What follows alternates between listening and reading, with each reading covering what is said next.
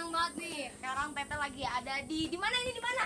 Bukit Kayangan. Nah, Bukit Kayangan. Gak usah capek-capek jawab, anak Kiel semua yang jawab. Dan ini kita udah ada di puncaknya. Ayo, kita lihat dulu dong ini sama-sama anak Kiel Kerinci. Hai. Siapa dong ini di belakang, mana orangnya?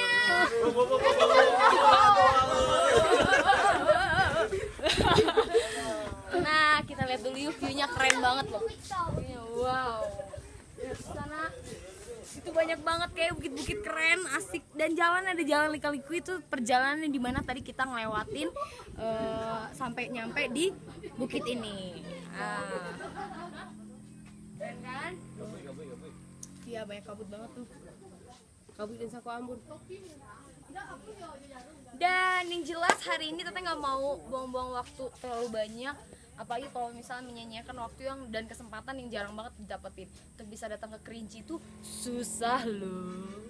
Dan bisa ketemu sama kesayangan Tete yang ada di Kerinci.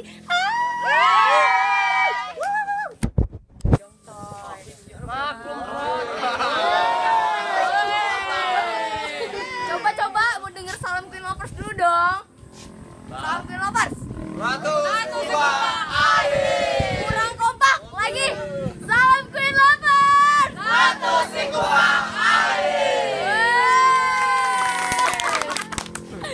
Cakep. Ya oke. Nah, ayo sini berapat.